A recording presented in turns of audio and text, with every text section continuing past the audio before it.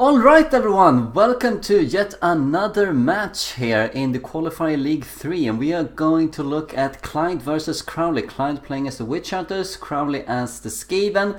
This is the very first game in the league and the tournament, and they're also newcomers to the Bodyhood Brawl League Season 3, although you might remember both of these players as big tournament veterans from the main community. Gonna see here, it seems like Klajd is going to be scattered while Crowley is going to deploy around his wagon. Gonna see what they can do here. Klajd has a certain secondary objective here, but it doesn't really matter too much. It's all about securing that win, and to that effect in these early games it's all about securing that idol on the wagon, since you lose so much morale if that is off.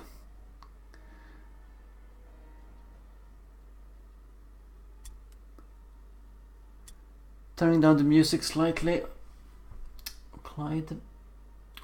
Could take a look at the top left corner of the screen here. We see that Klajd has 48 morale, Crowley only 40, but that's still not gonna influence too much here. Remember that at this point most of them are going to be, they're all going to be playing with level 0 characters, so unless they were really leveraging all of the kills on one character in the very first PvE game. And as such, we know that each henchman is worth 9 morale, each hero, they have 1 each, is worth 12 morale, and the leader is worth 16 morale. So getting the leader here is going to be crucial.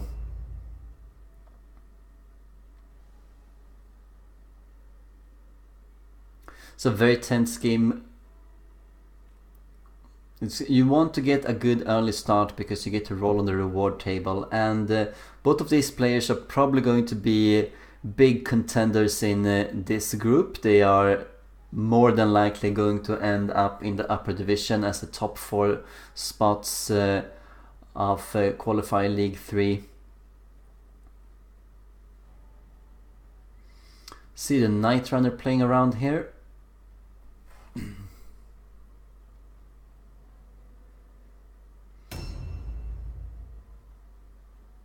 And that is the unit that Klajd needs to take down to get an extra point if he wants to. If it ever becomes convenient, he should do that.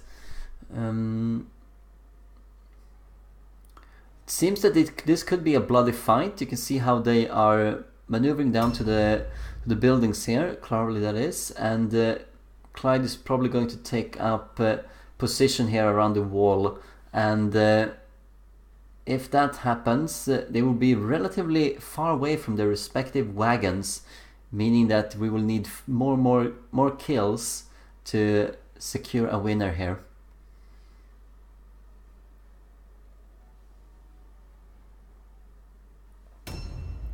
Klajd is searching the minimap right now, seeing where the units are exactly.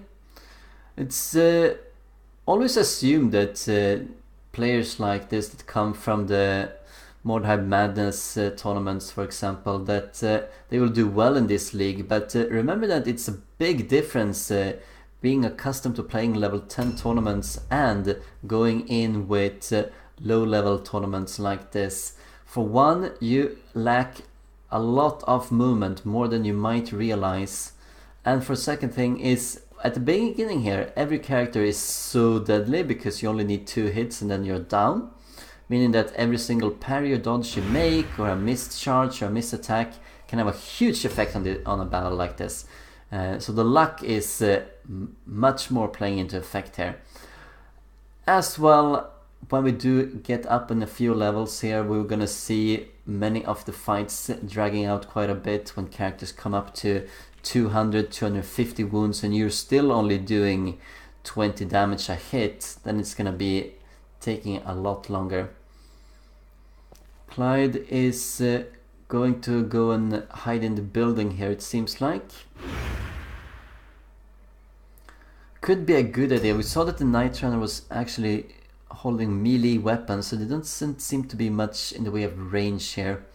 And even if you had range, it's Range is pretty good at this part of the tournament because you can do overwatches and limit your opponent's movement even further, but you cannot use range in the same way that these players might be used to, that you go in, shoot, and then you retreat out of range, since you do not have a quick reload at the moment. And also it takes quite a few blue pills to move forward, and then you have to move back, and you're no doubt going to be reached.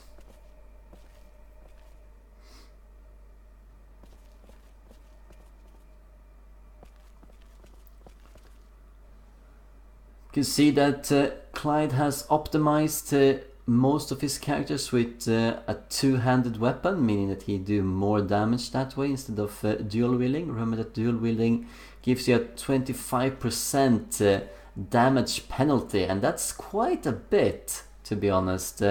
It's very much affecting everything. It's not just affecting the weapon damage, it's affecting your strength modifier as well. So for each +1 strength you get, it's plus 3% damage based off the base weapon. But if you're dual wielding, you only get 75% of that increase.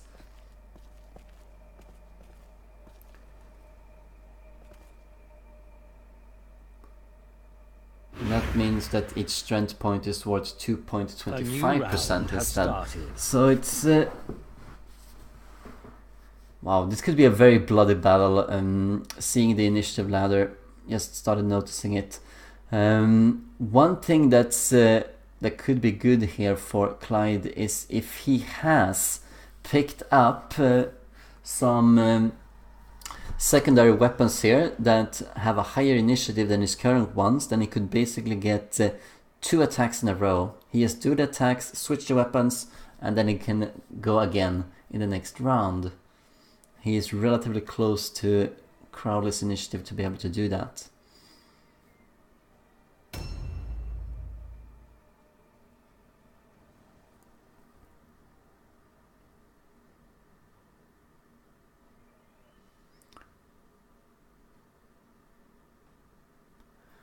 I forgot to check what objective Crowley has, but it seems to be Wordstone Rush, so he's going to go and pick up a few Wordstones here. He's not going to keep them, remember this is exhibition, but he does get another extra point in the league table if he manages to secure that. We said that twice before now, so I will stop repeating it.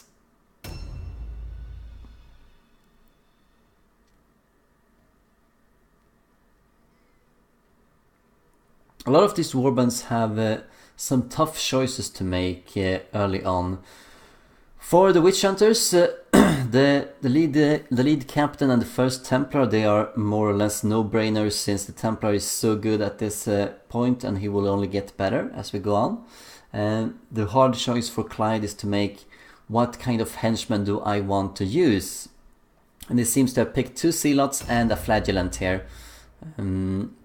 Zealots are usually picked for their ability to wear light armor as well as a shield, and the Flagellants as well for their psych immunity.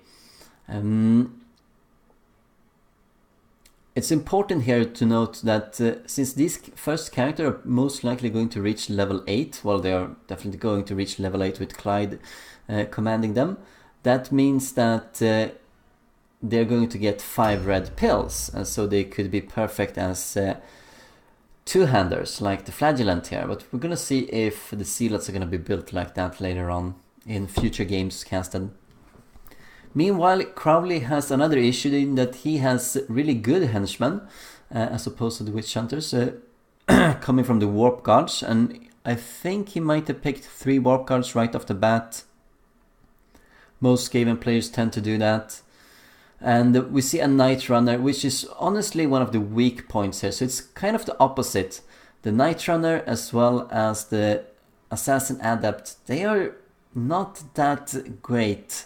It's difficult to make them work. Like they're not bad. I'm not saying they're bad, but they're difficult to make work with what you want them to do. The Assassin pretty much has to go full attack Well, see, Klajd is happy sitting in the house, and he's just starting noticing that Crowley says, alright, I'm not gonna sit and wait, I'm just gonna go and collect all of the word stone and get my 1 point off of this. And if you want to sit there, you can sit there.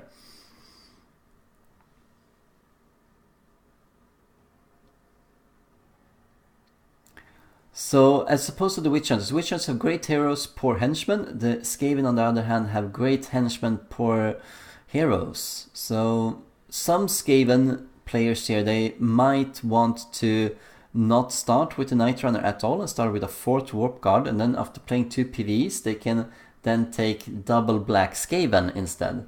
And that could be a pretty solid choice. I know a lot of the Mercenary players might want to do that, going in with 4 warriors or 3 warriors and a marksman instead of the young blood. We have already seen Einir, who played his first game, do that, as well as V Fenrir, who also did that. So it is a decent strategy here.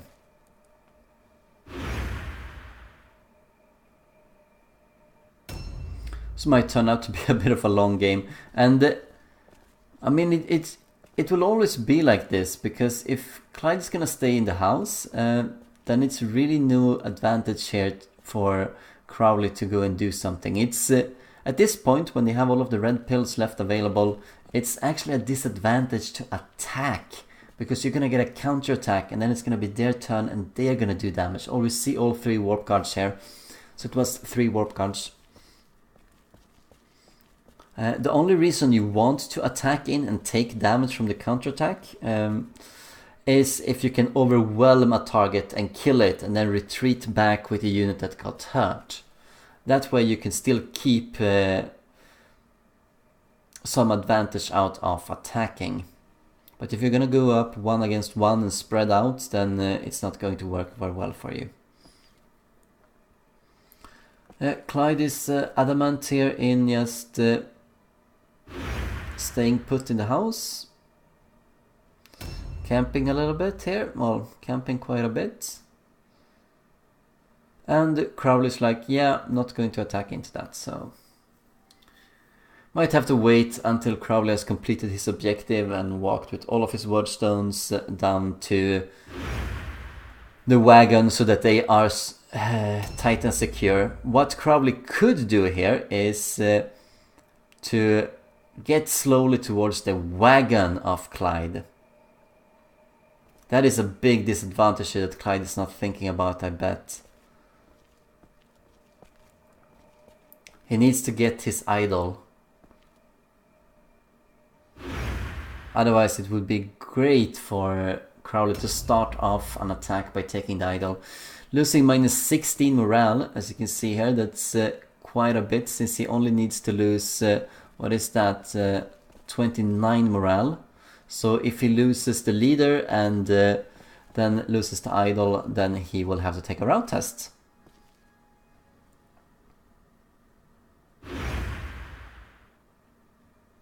A new round has started.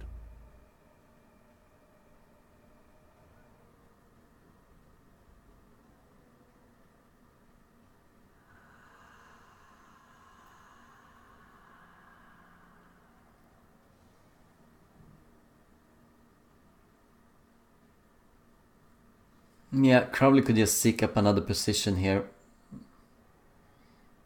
I mean, I think that if he doesn't go and get the idol, he's sort of inviting Crowley to get it, because Crowley eventually has to go down there, and then he will just, oh wait, I can just take the idol. If he doesn't think about that right now, he will definitely not think about it if Klajd moves to the houses in the bottom left corner here, where the Night Runner used to be.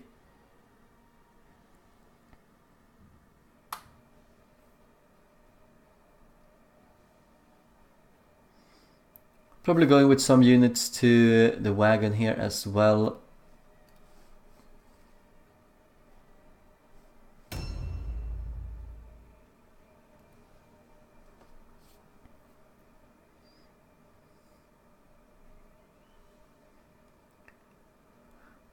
It's a nice move with the few warp guards that I picked up. All right.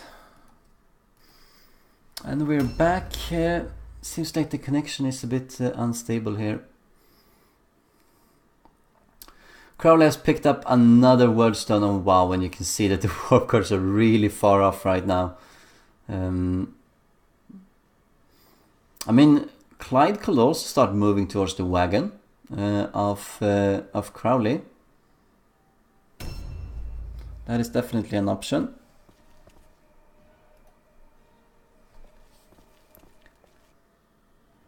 No. Alright, we just got a message here in Steam chat from Crowley who says that, well, I know you're watching and I'm just gonna have to pick up 2 stones more. So that's 7 stones to get the objective for Crowley. And then he's going to return them, no doubt.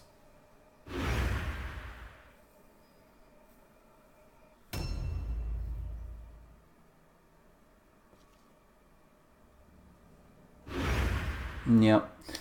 Remember in the introduction video I talked about this, that they had a rule that you could not go and just camp in one location for the entire match in the Bodywood Brawl League Season 2, and they seem to have omitted that from the rules here in the 3rd season, and then you will get matches like this. People are going to play to win, and this is one way of winning. Like, if you walk into this, you are going to lose.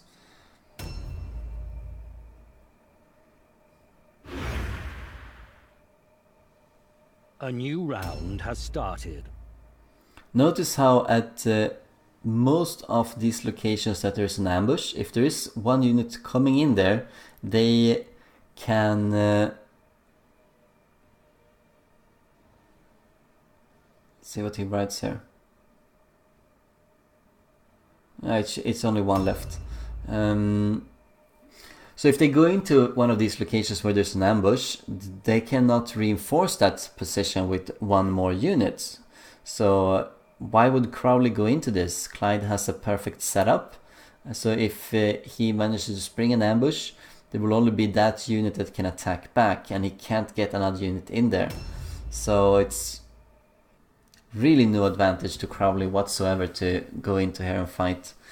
He got a 7th stone, and that's all he ever needs. He seems to have most of his warband in top north right now.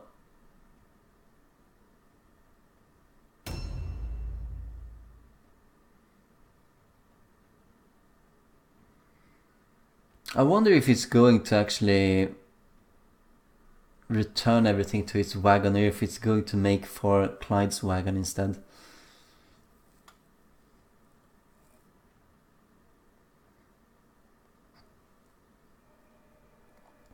It's surprising that none of these players have picked up any ranged weapons.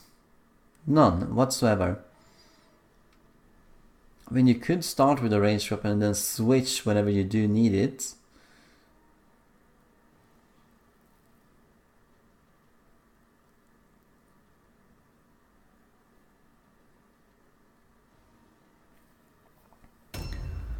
See them on the right side here of yeah, all of the units are down here by the fence. I don't know if that's gonna force a reaction out of Klajd. He might start to think, oh wait,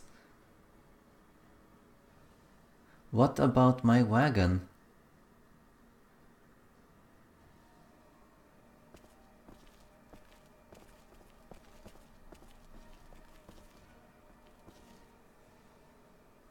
Yeah, that might actually be the case.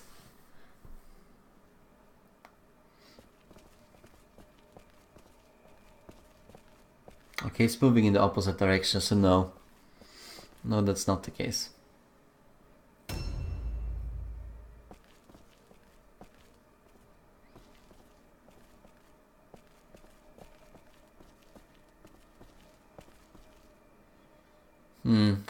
Maybe Klajd has a certain plan here.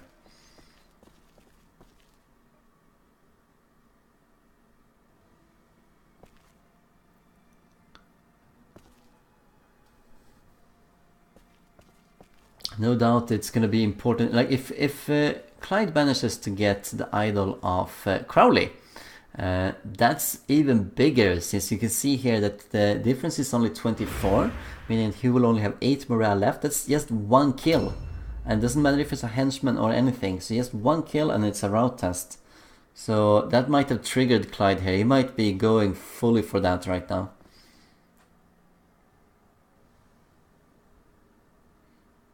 Remember that ambushes do 50% more damage, and that Skaven are a bit tricky to do anything with here, because if you go into an ambush against the Skaven, they're gonna charge you, and they're gonna negate that ambush, and then you don't get any attacks.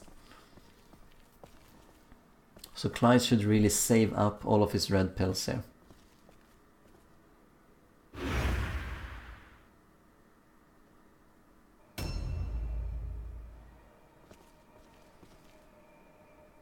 Yeah, it seems like Klajd is on the move. And he's going to pick up his idol. Yes, he is.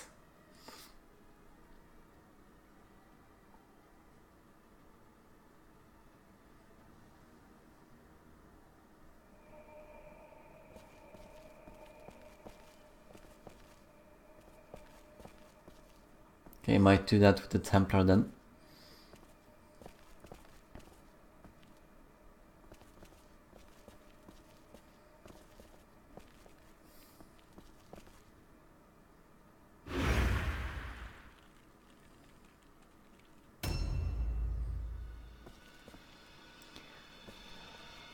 Since they're only going to play 7 games in the Qualifier League 3, winning one of these games is gonna have a big effect on where you end up in the table. Of course, it doesn't really matter if you end up 1st or 4th, you're still going to go up to the upper division. But you do want the wins to get the rewards. That's all it's about. It's not about the position that you have in the table, it's about the progression of the warband itself. A new round, and in that way, getting the extra objective here for Crowley, it's really not anything. It's just +1 point.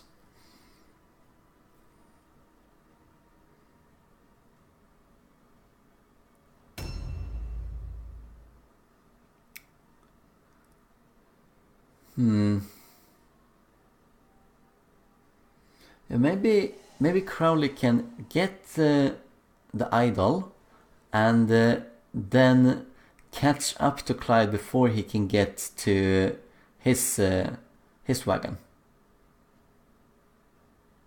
He's not going to move very fast, and if he tries to move too far ahead with the Witch Hunter Captain here, one of the Flagellants or the Zealots might be caught.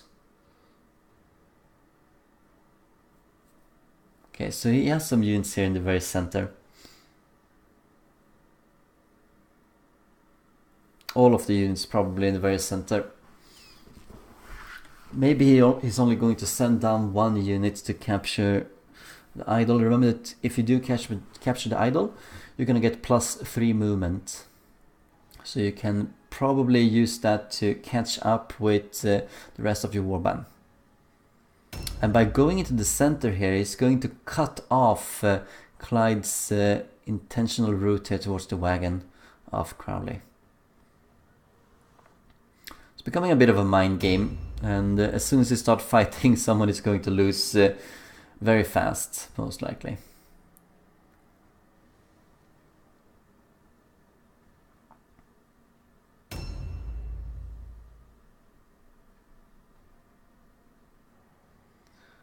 Can take a look at the damage numbers and entertain ourselves with that. We saw that Pasteur has 32 to 50, so he has a halberd. There we go. Warband the Confessor has lost his idol, -16 morale. So that's a big hit. That's a really big hit. There's only 13 morale left, so 2 kills. 2 kills are going to be needed, unless it's the leader that goes down. And being in the center here, it's so good. And he moved out with the assassin. So you can see you're not revealed exactly where the assassin is, but you reveal that the assassin took it since he has seen the assassin once before. Yeah, this is the... Oh wow, he can actually reach him here. Is this going to be worth it? Could he possibly come in here with the Templar Knight as well? I think so. This is going to be important. See if he can land this attack. He seems to be a bit isolated. And this could be a game-winning move. I didn't think he didn't have any movement left here. See if he can do any kind of return blow here. 41, alright. That could be the death of the Flagellant if he doesn't get any support now. And the captain is a bit too far off.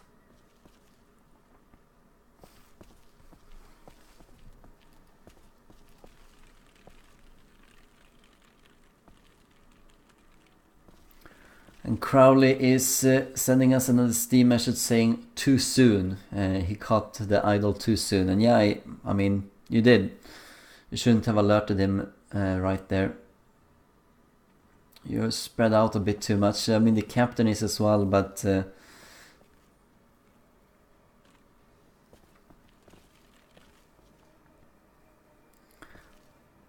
I don't think that the assassin leader can escape from this. I think Klajd made sure that he could not disengage from that by going in that specific angle.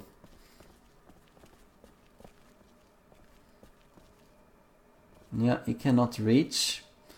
Thing is, can this guy reach? He should be able to. And that's gonna be the big thing here. Let's see. Actually manages to land it right away without taking a return blow. So that's one lead for Klajd, and he's gonna pick up his idol again. And Crowley is also losing his secondary objective there, since you saw a Wordstone fragment. Yeah, Crowley had the right idea, but poorly executed.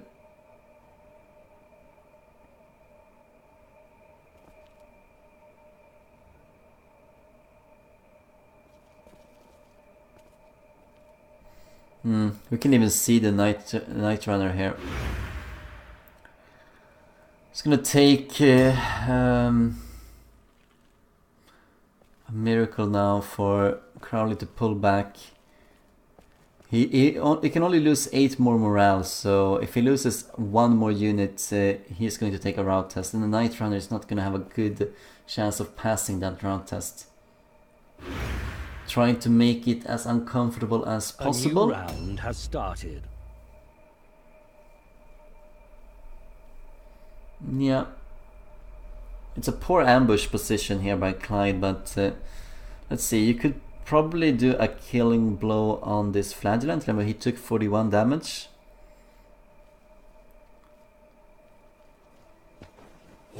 Oh, I think he has 64 wounds, so that's lucky. That is very lucky.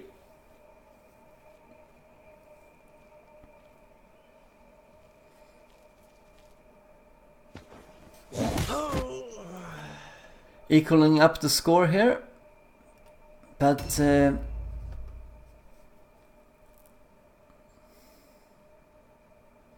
if we can cancel that ambush on the Templar. I think no, oh, why did you go in that way? I mean, if you gone closer to the wagon, you could have done a lot more. Yeah, and I'm not sure that Night Runner is gonna be able to kill him now. If he can kill the Templar, he is going to force a route test. But he needs to be able to do that.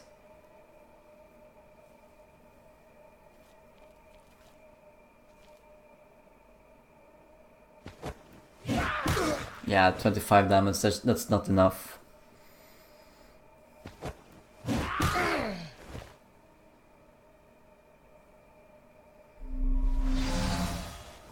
Let's see what happens now. It's gonna be a round test for Crowley when it's his turn, no doubt. Specifically from the guy engaged to the Templar.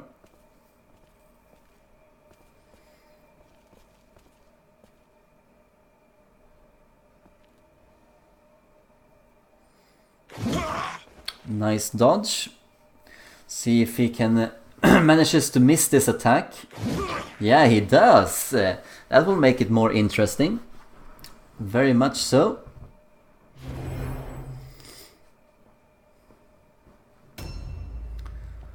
Still, what does the Night Runner have? 3 leadership, so it's going to be 12% chance of making that. Seems pretty confident that the Templar is going to land a killing blow here, and why wouldn't he? Oh, it was not that wise to go straight into... Like, if he'd gone close to the wagon, I mean, the ambush position was not that good. You could see...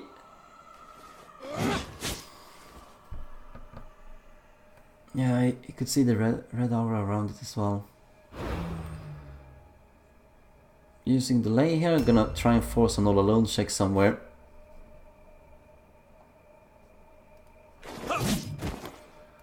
And that is going to be a round check coming up for Crowley, and it's very unlikely that he's gonna make that. It's all about killing the Templar. Can he kill the Templar, he will have this. But he needs to pass this, I think it's 12%.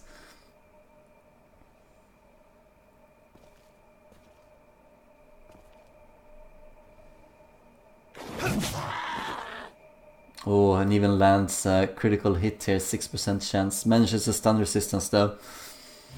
But that's minus 10% chance of hitting.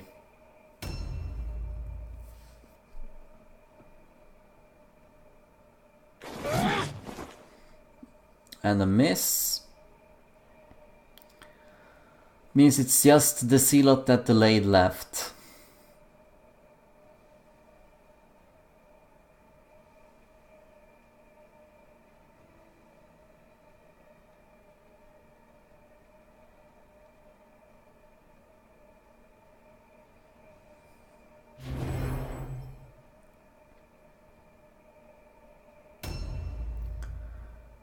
Just moving a little bit. I think you should just move into one of the warp guards, like limit the units that he has that can do something.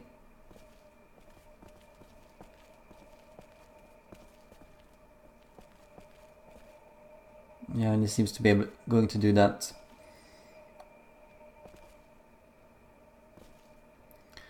Let's see if he manages the route test here. No, he fails. Only 12% chance, as said. Roll a 92. And congratulations to Klajd winning his first game here.